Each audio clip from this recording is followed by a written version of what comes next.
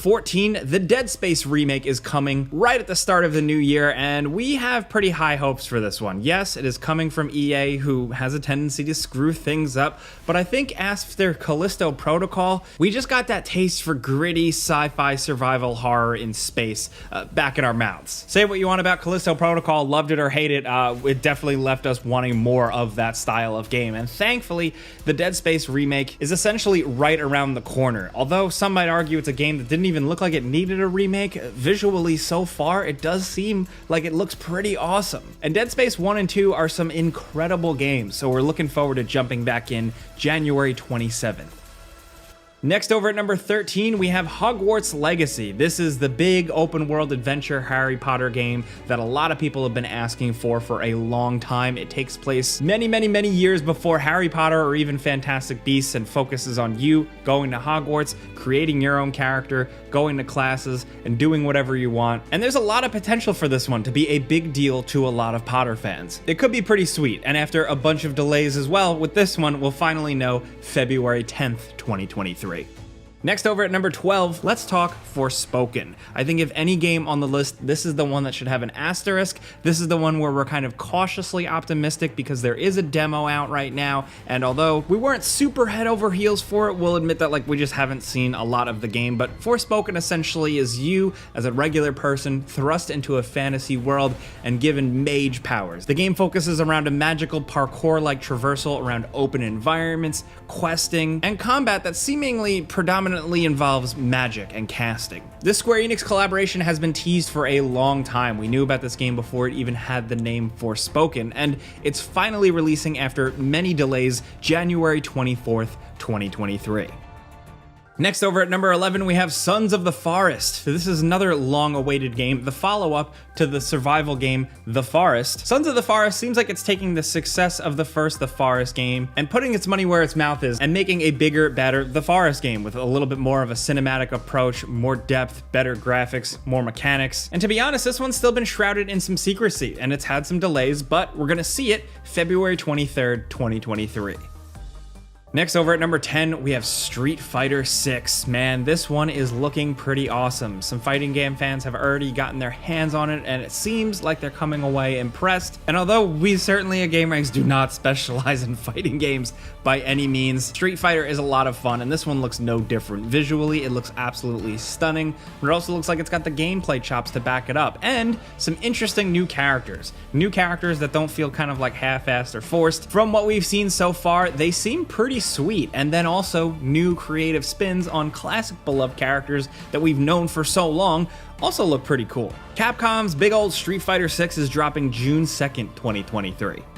Now, next, over at number 9, we have Diablo 4. This one has been long in the works, and it's finally almost here. This Diablo is visually pretty incredible from what we've seen, from those cool cinematic movies that Blizzard is always known for to the actual gameplay itself. And it seems like they're going bigger and crazier with this. Bigger worlds, more instances, more loot, more connectivity, more playing with friends. And we're really curious to see how this one goes, because even a decent Diablo game is still pretty good. Will it top Diablo 2? A lot of us think nothing ever will, but we like to see people try. And we'll know this summer, apparently, when Diablo 4 drops June 6th.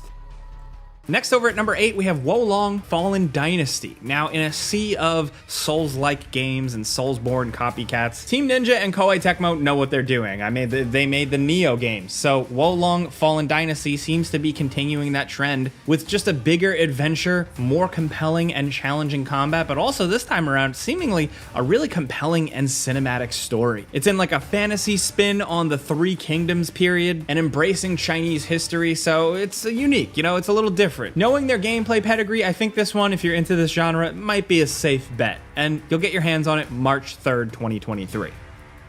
Next, over at number 7, we have Company of Heroes 3. Now, although this is apparently getting a console release, Company of Heroes is definitely a PC gamer's game, and essentially with this one, and I'm using the developers' words themselves, they're just going bigger and better. This time around, it's in the Mediterranean theater, and you have way more options with your units, the flexibility of what they can do, and the destruction vehicles can cause. There's going to be a co-op skirmish mode, competitive multiplayer, and seemingly some pretty large-scale battles battles. If you like action, tactics, and World War II history, the Company of Hero games are pretty engaging. The average normie might see these things and think they're boring, but I can assure you they are not. They're pretty intense. You'll get pretty sweaty. I mean, it's from the developers Relic. They know what they're doing, and this releases February 23rd.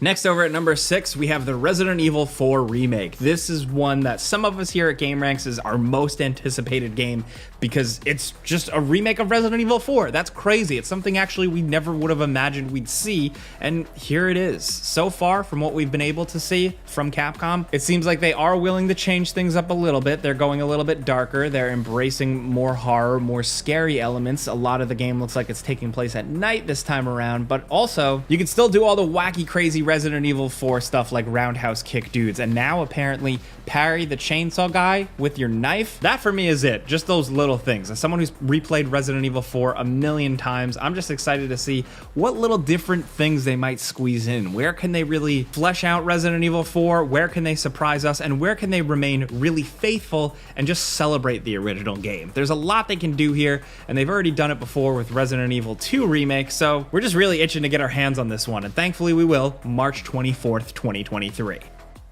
Now, next over at number 5, speaking of the return of weird old horror games, we have Dead Island 2. Yeah, this game was announced back in like 2015 and hopped around between a bunch of developers, but now we're finally getting it. It's a real game once again with a new developer, and it's still set in like an open world California, Los Angeles type thing. So you're killing zombies in a tropical setting with melee weapons, and just from what we've seen, like the brief glimpses in the gameplay trailer, it looks like Dead Island, but it does look like fun. And honestly, at this point, we're just, pun intended, morbidly curious to just see if this game was worth the wait and all the delays and changed developers. Because at this point, I mean, the Dead Island hype has really died down, but there could be a good game here. So we'll know for sure April 28th, 2023.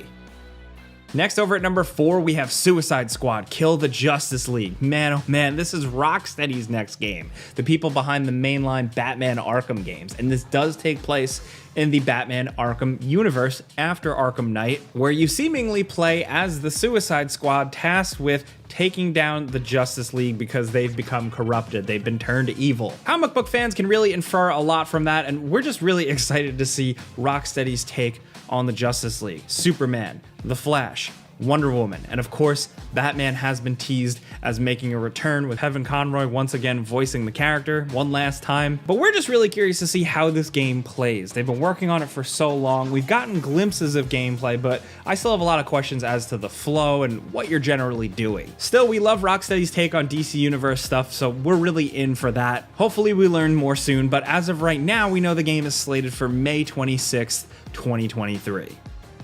Hey, now next down to number 3, we have Star Wars Jedi Survivor. Respawn really killed it with Star Wars Jedi Fallen Order. In our humble opinion, they did a really good job with a Metroidvania style game and just a cool Star Wars game with satisfying combat and some neat little additions to the lore that didn't like overdo it or come off weird. It fit just right. It felt like a good old fashioned Star Wars game. And they're doing it again here, seemingly with more enemy types, way bigger worlds, more options for traversal, actual creature mounts to use, and multiple fighting stances, which the potential for that is absolutely incredible. Honestly, we're really curious to see where Cal Kestis' story can go now, especially considering in the first game, there was a decent amount of resolution to his character, although he was pretty simple. I think there's a lot they can do now here going forward. I mean, he has a blaster now, which has really cool implications for combat. Coruscant makes an appearance, which will be pretty cool, I could imagine, for gameplay purposes if we get to jump around there. And hopefully there's just a lot of good stuff for Star Wars nerds. Like I said,